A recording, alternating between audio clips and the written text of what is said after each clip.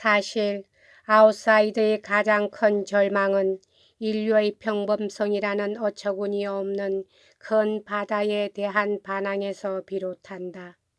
이 같은 얘기는 스위프트에서 잘 찾아볼 수 있다. 그의 인류에 대한 혐오는 빈번히 병리학적이라고 일컬어져 왔던 것이다. 그러나 그것은 어떠한 아웃사이더에게도 아주 분별있고 정상적으로 보이는 것이다. 예이츠는 그의 희곡 창유리 위의 말이 증명하듯이 스위프트에 관해 깊은 관심을 가졌던 사람인데 그는 다음 두 줄의 시 위에다 스위프트를 특징 지었다. 내가 언제나 예이츠의 가장 힘찬 극작품이라고 생각해 왔던 이 일막극은 드블린에서의 강신술의 모임에 관한 것으로서 거기에는 스텔라, 베네사, 또 스위프트 자신이 영혼의 입을 빌어 얘기하고 있다. 베네사는 스위프트에게 자기와 결혼해서 자식을 낳자고 애원한다. 스위프트는 자기가 유전적 광증을 가지고 있다고 믿고 있었으며 따라서 그것을 자식에게 전해주고 싶은 생각은 없다고 반대했다. 베네사가 이를 말리자 스위프트는 이렇게 외친다. 만일 건전하다고 한들 내가 무엇을 염려하랴. 내가 이 세상의 건전한 악한과 무례한의 수를 더 보태어줘야 하는가. 그리하여 그의 완전한 세계 거부는 이 희곡의 마지막 한 기절에 의해 뚜렷해진다. 스위프트는 말한다. 내가 태어난 날이여 사라져 버리라. 고. 스위프트는 무당 같은 격분에 사로잡혀 그의 가슴을 친다. 피에 젖은 그의 가슴 속 심장이 그로 하여금 인류애로 끌어내렸기 때문이다. 아웃사이더가 그의 초기 단계에 있을 땐 그가 자기 자신도 알지 못하거나 또는 다른 인간들이 부류와 조화의 근외에 있는지를 깨닫지 못할 때엔 인간과 세계 세상에 대한 그의 정오심이 그를 불완전한 세계에 자촉해 하고 악의와 질투로 가득 찬 인간 신경병 환자로 만들며 주저하며 용기 없는 비겁자로 전락해 한다. 오직 그의 구제는 자기의 적확한 이해와 자기 인식의 성취에 달려있는 것이다. 그의 자신의 정오가 완전하게 정상화된 것을 깨닫는 순간은 오직 그가 자기 자신을 발견하는 데서 기대할 수 있을 것이다. 이 정오란 병들어 있는 반인간의 세계에 대한 건전한 하나의 반응인 것이다. 그러나 이제 여기엔 내가 아웃사이드에서 거의 건드리지 않은 아주 간과할 수 없는 하나의 발전이 있다. 아마도 그것은 존 불의 다른 섬에 나오는 아웃사이더 목사 패트 커이건을 얘기함으로써 가장 잘 설명될 수 있을 것이다.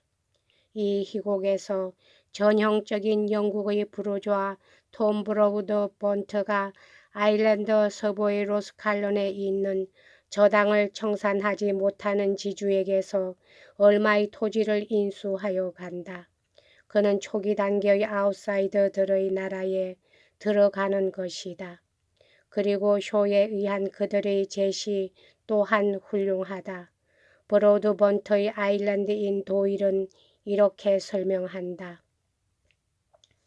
영국에서의 생활이 멋없다면 당신도 또한 멋없어도 좋다. 그것이 커다란 손해를 끼치지는 않는다. 그러나 당신의 위트가 저 부드러운 찬 공기 속에서 하얀 탄력성의 도로 위에서 이들 안개에 쌓인 갈색 늪에서 이들 화강암과 마젠타 히스가 우거진 언덕길에서 몽롱해질 수는 없을 것이다.